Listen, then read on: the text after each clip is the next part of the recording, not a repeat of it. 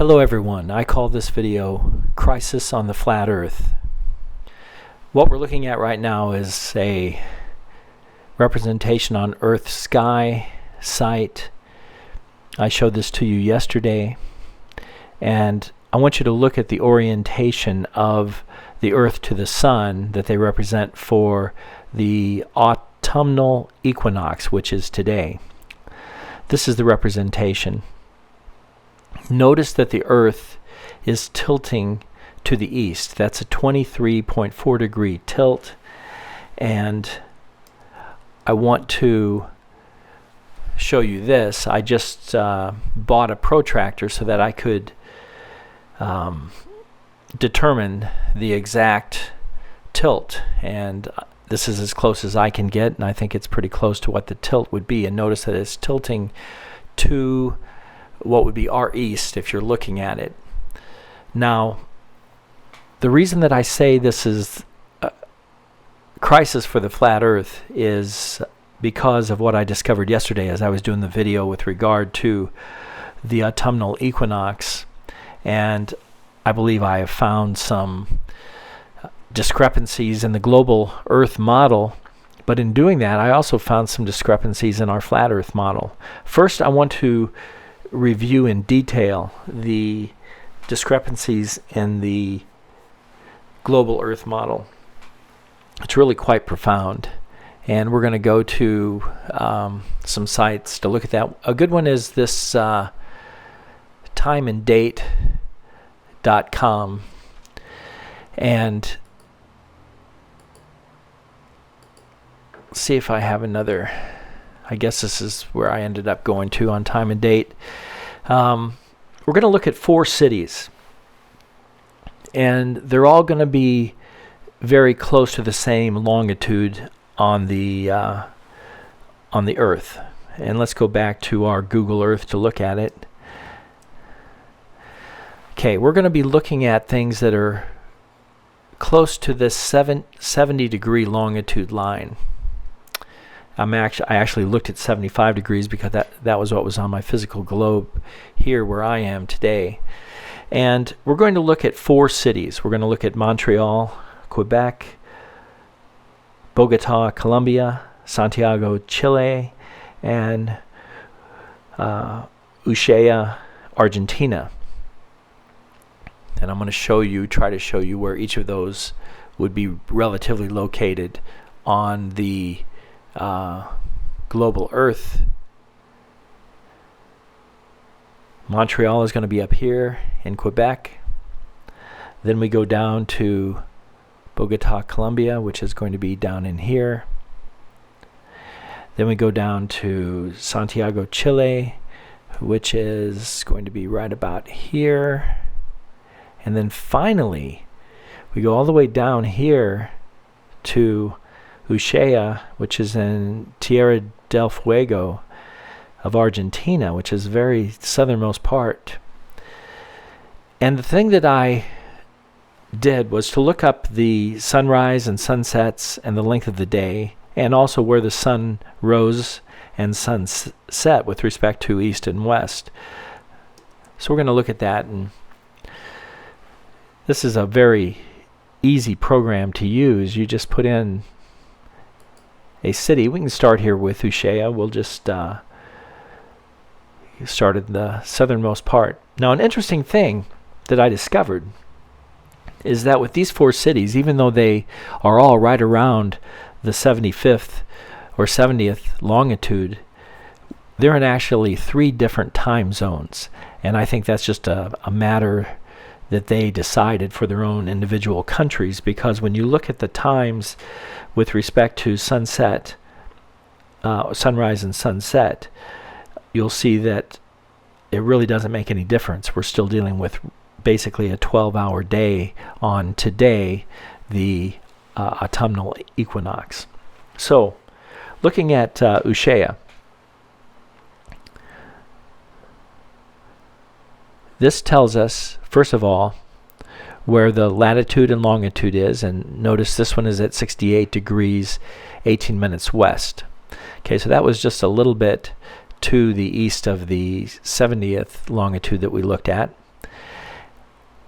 And then it tells us when the sunrise is and the sunset. Sunrise, 7:20. Sunset, 7:32 p.m. The length of the day, 12 hours, 11 minutes.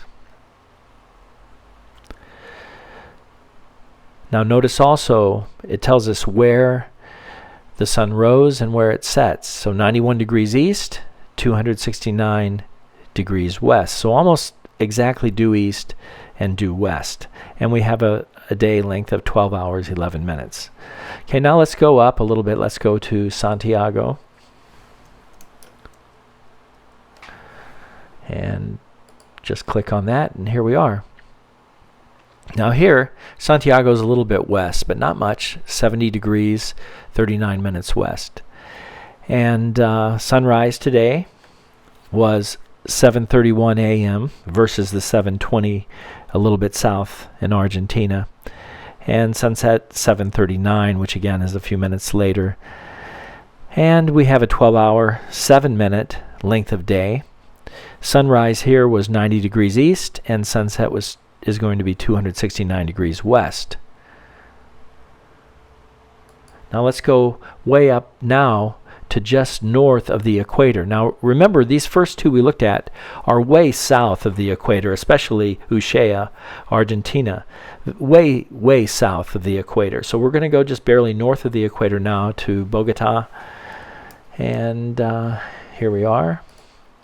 And look at this. That's at 74 degrees, 5 minutes west. Shows you here where it is on the map. Sunrise, 5:46. Notice that's 2 hours earlier than the other two we just looked at. And that's simply because this state of Colombia decided where they were going to, what time zone they were going to have for their country. Because the reality is here where the day length is the same. Their sunrise, because they chose their time zone to be different, was at 5:46 a.m. and will set at 5:52 p.m. Their day is 12 hours, 6 minutes. And the sunrise was 90 degrees east and 270 degrees west, exactly east and west. Now we're going to go to way up north now. Far north of the equator. We're going to go up to Montreal.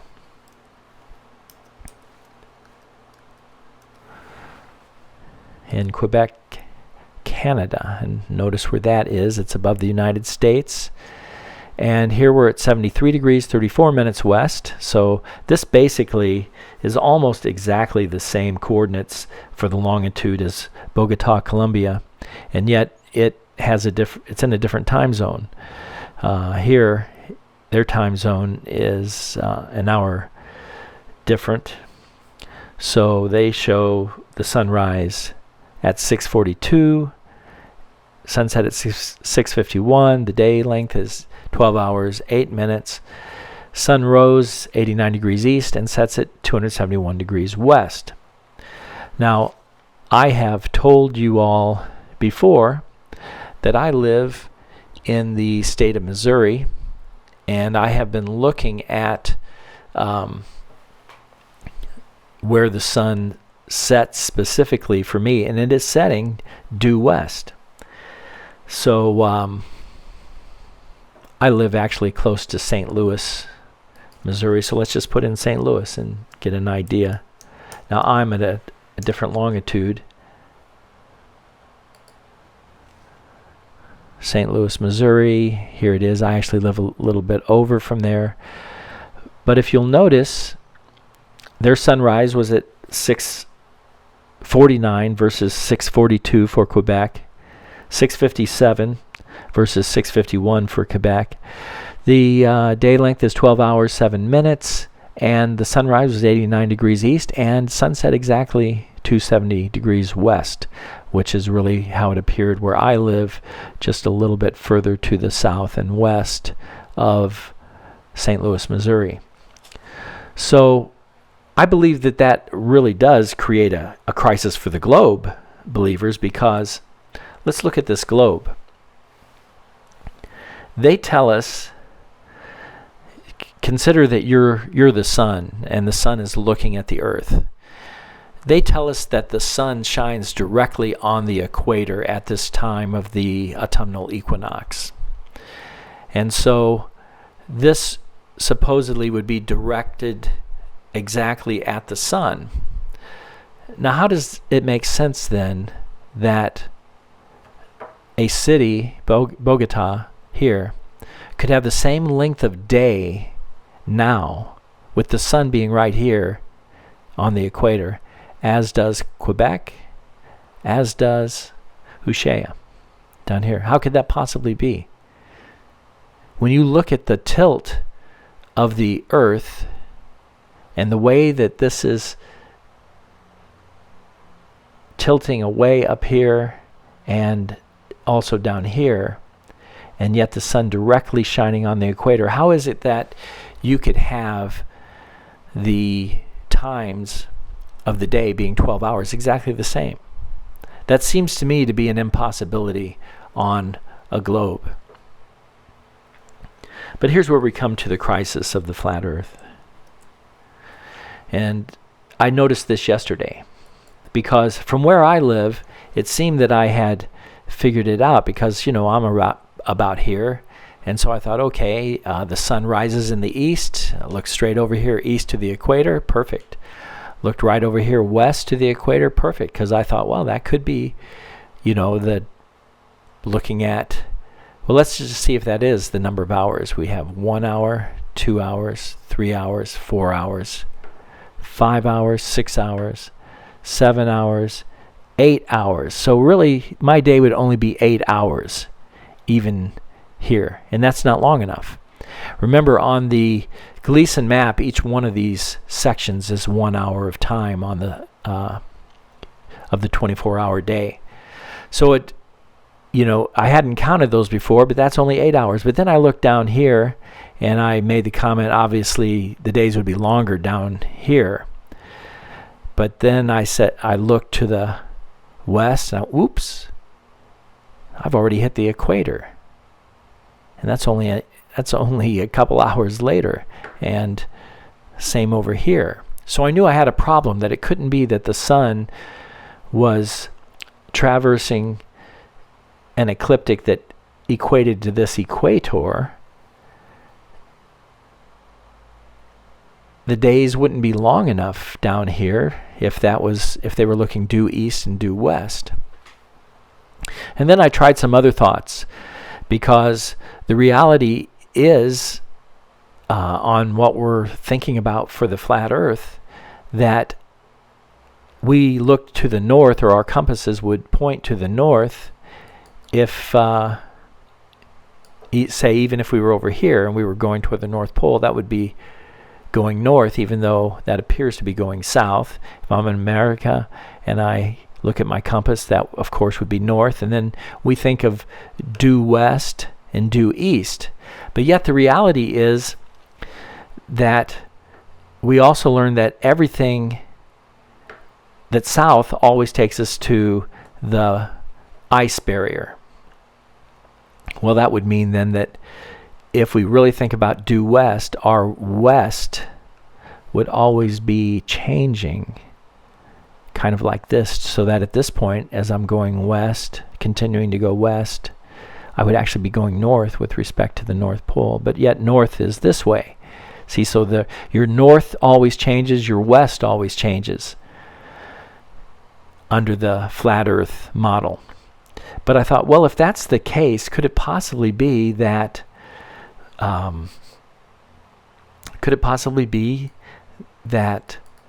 that's the answer, that the due east and the due west has to do with that changing idea of west and east?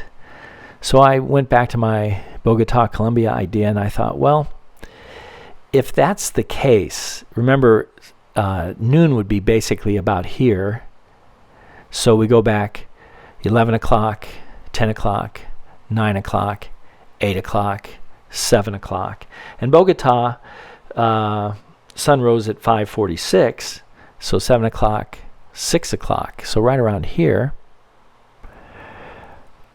And if you're here and you're looking due east, is it possible that you could intersect the equator here? And then you go, did I count 6 hours? 1, 2, 3, 4, 5, 6. Okay. And from here, 1, 2, 3, 4, 5, 6. So this would be the other way. So from here, I look, and if I look due east, am I actually looking up in a way that intersects here? Well, that's an idea. Does that work? Would that work for everywhere? Well, it doesn't seem to, because if I move down here, just below the equator, and I look up, well, you'd cross it twice, actually. Your equator's here, but then you'd look almost to the same place up here, and then up here. So this is something we have to think about. Is the reality that the due east and the due west, are those coordinates always changing on a flat Earth? Just like the coordinate for going due north would always be changing based upon the position you're in. Because here, due north is this way on a flat Earth, and in Missouri where I am, due north is this way. And so when I was looking from here at the equator and my east and west was changing, let's count 6 hours from noon. 1, almost 1, 2, 3, 4, 5, 6. So was I actually looking like this to be looking due west? And was that really where the horizon was intersecting the sun at that point? Well, these are things we need to figure out, we who are continuing to believe in the flat Earth. It's clear that the global model does not work. I don't see any way that the globe can work for a number of reasons that we've discussed in previous proofs. And now, as I am considering this idea of a moving east and west, just like we have a moving north and a south that is really all the way around our flat Earth, then perhaps that's the answer. Let's spend some time and examine this. I was a little discouraged over the night because I was thinking we might have to throw out this Gleason model, but maybe we don't. Let's continue to think. Let's work through this crisis. Let's figure out the reality of the earth upon which we live. Thanks for watching.